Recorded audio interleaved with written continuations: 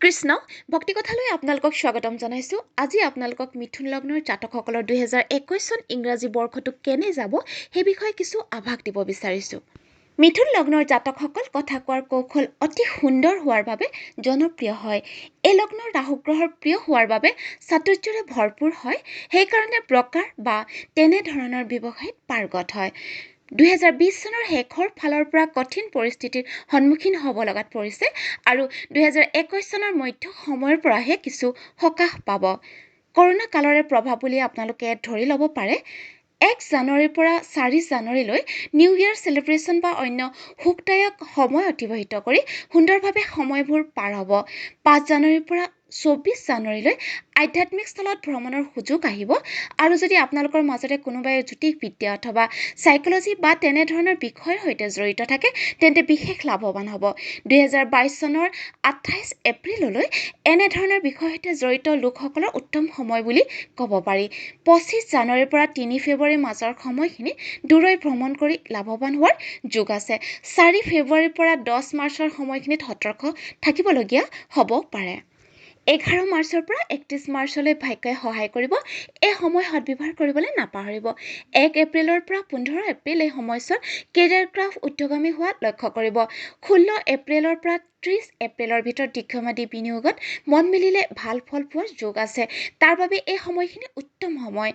1 মে'ৰ পৰা 25 মে' সময়ছোৱাত নিজক অলপ সময় দিবৰ চেষ্টা কৰিব। পৰিস্থিতি যিয়েই নহওক লাগে স্বাস্থ্য ভালে থাকিলে আহি থকা সমস্যাবোৰৰ সমাধানৰ আঁতডাল ওলোৱাত সকলোৰে পক্ষে সহজ হৈ পৰে।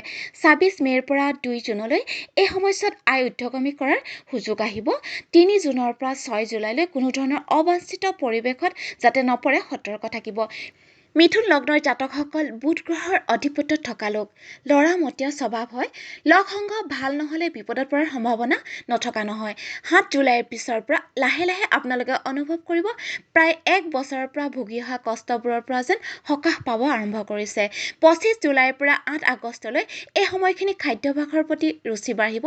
পৰিয়ালৰ সৈতে একত্ৰিত হৈ সুখাদ্যৰ জুতি ল'ব পাৰিব। 9 আগষ্টৰ পৰা 25 আগষ্টৰ ভিতৰৰ সময়ছোৱাত কাম-কাজৰ বাবে ওচৰ ভ্ৰমণ কৰি লাভৱান হ'ব। 26 আগষ্টৰ পৰা 21 ছেপ্টেম্বৰৰ ভিতৰত থকা ঘৰটো ধুনীয়াকৈ সজোৱা মেলা কামত ব্যস্ত থাকি আনন্দিত হোৱাৰো যোগ আছে। এই বছৰত উত্তৰাধিকাৰী সূত্ৰে যিকোনো সম্পত্তি পোৱাৰো যোগ আছে যদিহে ব্যক্তিগত ৰাশিচক্ৰৰ গ্ৰহসমূহেও সহায় কৰে। 22 ছেপ্টেম্বৰৰ পৰা 1 নৱেম্বৰলৈ প্ৰেমৰ ক্ষেত্ৰত শুভ আৰু উচ্চ শিক্ষাৰ ক্ষেত্ৰতো শুভ আৰু প্ৰেম বিবাহৰো সুবৰ্ণ সুযোগ আহিব। 2 নৱেম্বৰৰ পৰা 20 নৱেম্বৰ এই সময়খিনিত সন্তানৰ পৰা সুখ পাব। বৃহস্পতি গ্ৰহ ভাগ্যস্থানলৈ গতি কৰাত বিচৰা মতে ফল পোৱাৰ সময় আহিব। 21 নৱেম্বৰৰ পৰা 9 ডিচেম্বৰত সতৰ্ক হোৱাৰ সময়। ৰাহু আৰু কেতু গ্ৰহৰ মন্ত্ৰোচ্চাৰণ এই বছৰ কৰিব লাগিব।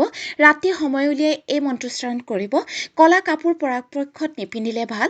বুধবাৰে গণেশ মন্দিৰৰ মাজে সময়ে যোৱাৰ চেষ্টা কৰিব আৰু শনি মন্দিৰৰ দৰ্শন কেতিয়াবা সময় পালে কৰিব।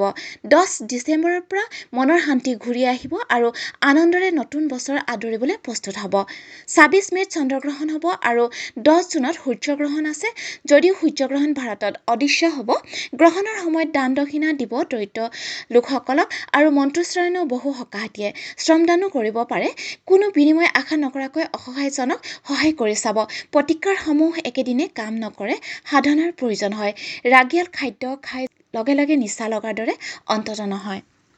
ভক্তিকথাৰ পৰিয়ালৰ সকলোকে এটাই অনুৰোধ যে 2021 চনৰ বৰ্ষফল লগ্নৰ ওপৰত ভিত্তি কৰিহে প্ৰস্তুত কৰা হয়।